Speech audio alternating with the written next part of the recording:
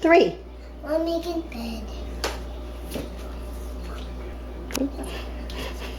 Hi everyone, I'm Michelle, and today we're going to show you how to make an easy, no-knead Dutch oven bread. So we have here our ingredients laid out. We have some sugar, we have some flour, we have active dry yeast. We're going to use only 1 packet of this today. We have some kosher salt, some regular olive oil, and we have, this is optional, it's flavored olive oil. You don't have to use that. We have our stand mixer with our dough hook attachment. We have a kettle for boiling water, an extra pot for letting our dough rise, and a cutting board or clean countertop for rolling out the dough at the end, and our Dutch oven for baking our bread. So we'll go ahead and get we're going to start by dissolving 3 teaspoons or 1 tablespoon of sugar in some lukewarm water so that we can activate our yeast. So Anthony is just helping me scoop 3 teaspoons, put some in here. And if anybody has any questions, we're actually making a double batch here so that Linda can take a loaf home for her family. So the recipe of 3 teaspoons of sugar will yield you 1 loaf of bread. Okay, right there. Okay, so in order to achieve lukewarm water, which is what we need so that we don't kill our yeast, what I like to do is use half boiling water and half cold water. So we need all together 2 cups of water. So I'm just going to use 1 cup of boiling in each container of yeast. Okay, you're going to do the cold? Yes. Okay, let me fill it up. I don't want to help you. Okay. Can I don't help you? Okay. Anthony's going to help me pour in the cold. Okay, pour the cold in. I don't want to help you. Okay. Where's the sugar? The sugar gets dissolved. No, So we're going to give it a stir to dissolve the sugar. And then into that, we're going to put 2 teaspoons of active dry yeast, which is just about 1/4 of an ounce. These are 1/4 of an ounce packages, but to be safe, I always measure it out so that we don't have too much or too little. water right there. So in goes the yeast. You don't even need to stir this. I do give a little bit of a stir to clean off the spoon because a bunch always gets stuck on there. And then that has to sit for between 10 and 15 minutes so that we can make sure that the yeast is active and ready to be used. And we'll show you what that looks like after it's sat for 10 minutes. All right, so what we're doing while our yeast is activating, we're gonna go ahead and measure out 4 cups of all-purpose flour. You do not want to use bread flour for this bread, just regular old all-purpose flour. So we're putting 4 cups. 1, 2, 3, you silly. 4 cups of flour into our mixer. Okay, you want to make this one flat? Okay, you brush it, make it flat. Okay, good job. Okay, please, careful. Okay, we have 3. How many more? Can I pat it? Can I swipe with us? You can swipe it off. Go ahead. Gently, like this. Okay, that's 4. Whoops. Okay, all done. Hey, I helped you, Mommy. Yes, you did.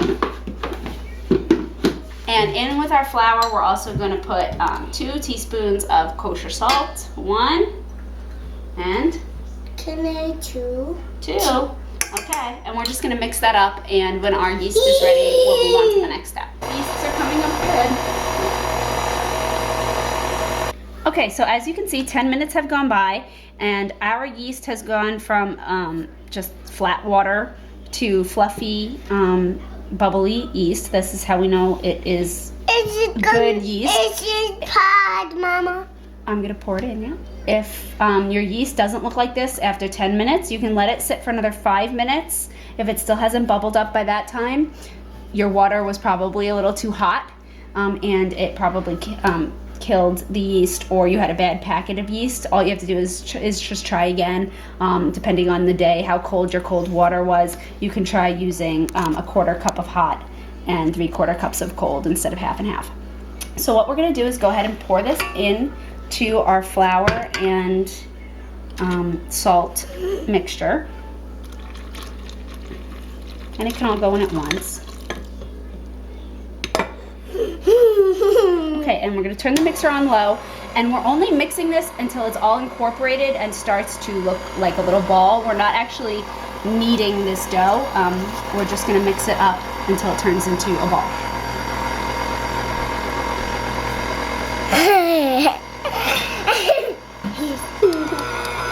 Okay, so as you can see, our dough is starting to come together. I'm just gonna go ahead and switch off the mixer. And you can see it's still a little bit sticky. We're up here in Massachusetts today. It's a very, very humid summer day, and we're gonna have a storm. So what I'm just gonna do is add a couple of tablespoons of flour to this to help dry it out a little bit. And again, depending on where you are and the day you're making this bread, you may not need to add any, or you may need to add a little bit extra. It really just depends on the humidity in the air at the time you're making the bread. So I'll go add a little bit of flour, and we'll come back when it's all set in a ball. You got it. Okay, so now our dough has formed a ball. Last one. Can I put it in my hand? Okay, good. Take it. Okay, our dough has formed a ball. So what I'm gonna go ahead and do, I have this Italian dipping olive oil. It's just different Italian seasonings in with the olive oil. I'm gonna use it to coat just a regular stainless steel mixing bowl.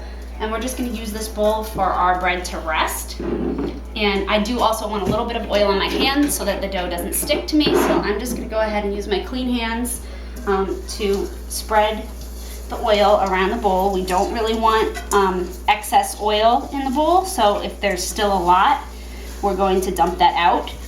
But we do want it to come all the way up the sides, because this is the bowl that our bread is going to rest in. And if it's not oiled all the way up, our bread is just going to stick right to the side. Okay, so I'm going ahead and just reaching in here, grabbing out Can I have a chew? my bowl of bread. Taste? One more taste. No bud.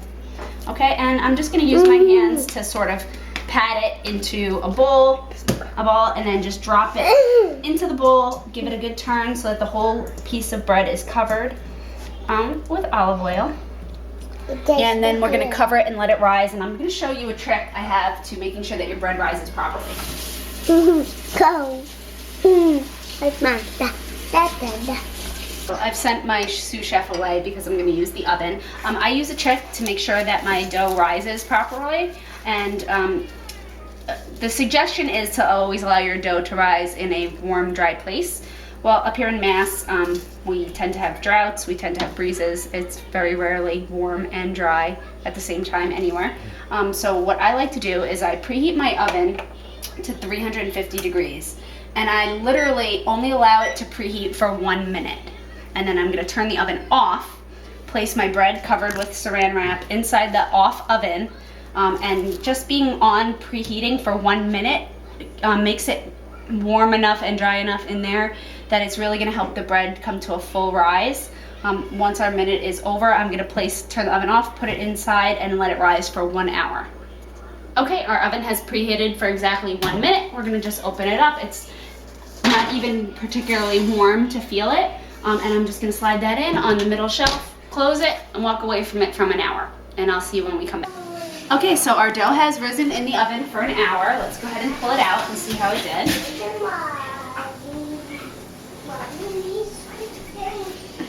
Excellent. So, and Linda can give you a good before and after shot, side by side, so you can really see the comparison. Our dough has definitely doubled in size. As you can see, it's risen all the way up, almost to the top of the bowl.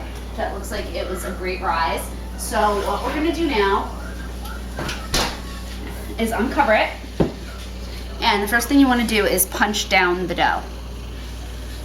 Okay, so we're gonna punch down the dough. The purpose of doing this is to get all the extra air from the rise out of it, and to bring it back down. So I'm giving it a good poke.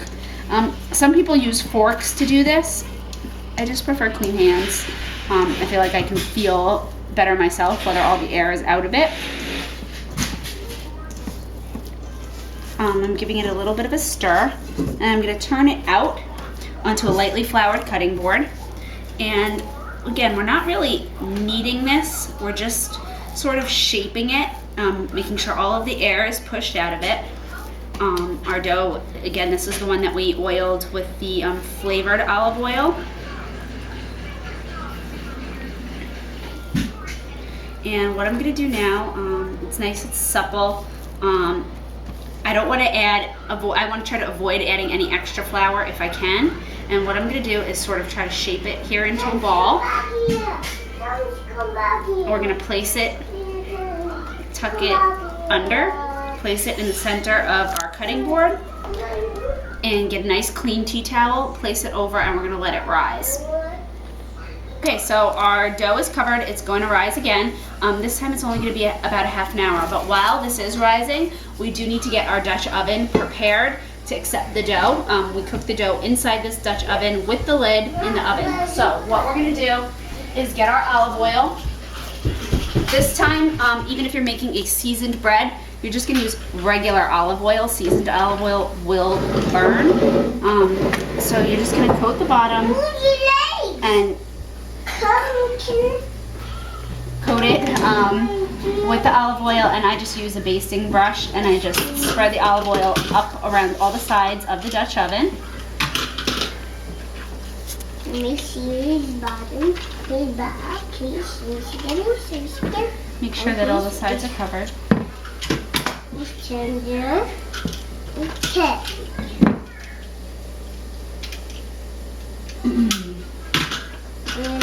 So cute. Okay, and I have a little bit excess in here, so I'm just going to pour that off. I came on toe. Thank you for coming to help. And I bring the chain too. Cool. I bring juice. Cool. So we have all the excess poured out, and we're going to close it up, place it in our oven, and we're going to preheat our oven to 500 degrees with the Dutch oven inside. We want that Dutch oven piping hot when it's time to cook the bread.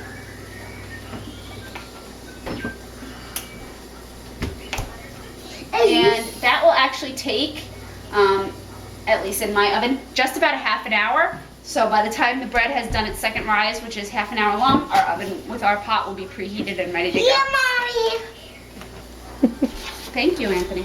Okay, our oven is preheated. As you can see, our 2 loaves of bread have risen even more. They're huge, and they're ready to be baked. So this part you have to move pretty quickly for, and so I'm going to explain first, and then I'll just do it without talking so it can get in. And then Linda can even show it back if you need to see it again or hear it again. What I'm going to do is I'm going to take the Dutch ovens piping hot, they're at 500 degrees, out of the oven, open the lids, carefully place a loaf of bread, 1 in each, close the lids back on, and put them right back in at 500. They're going to bake at 500 for 20 minutes, and then they're going to take the tops off, and they're going to bake an additional 10 minutes still at 500. All right, so we're going to go ahead and get these baking.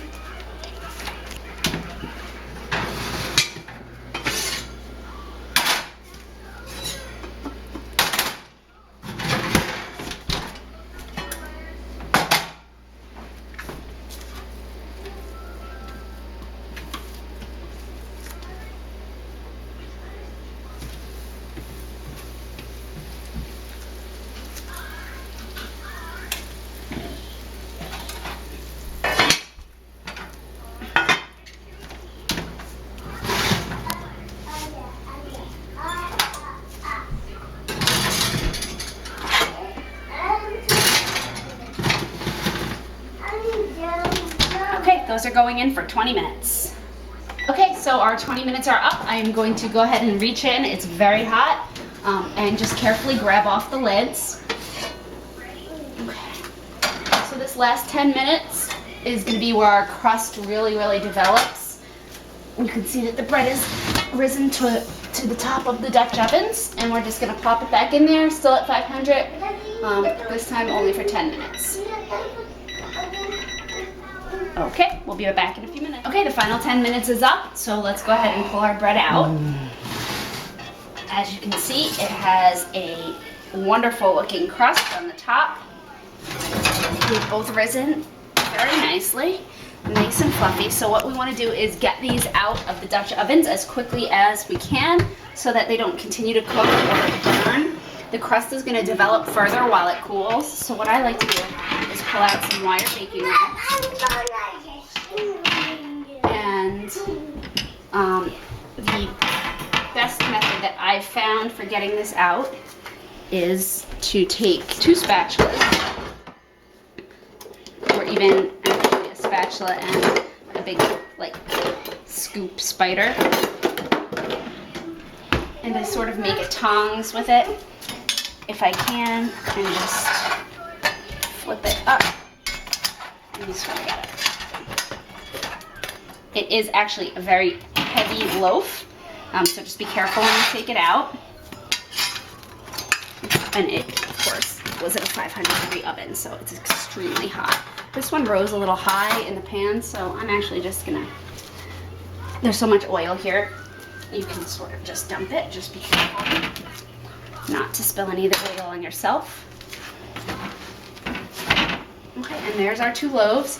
You can see the one I did in this little blue Dutch oven just came out a little more rounded because of the shape of it, and the one I did in the red Dutch oven came out more, tall on the sides, but it's going to taste the same. It doesn't affect the flavor of the bread. It's really just the shape. These will cool here until they're completely cooled to the touch. It can take, depending on the day, anywhere from an hour to an hour and a half. This is the hardest part as far as I'm concerned because it smells so incredibly good. You just want to dig in and eat it right away. If you cut into it, you're going to absolutely ruin the crust. So just leave it alone, let it sit, and we'll show you it sliced up in a little while once it's cool. I'm trying to do it like a redheaded stepchild. You want a piece of bread? Okay. Yes, I like bread. Okay. I'm cutting it up. Stand back. I like bread. I like bread. I actually like bread. It's ready. Is it ready? It's ready. Here.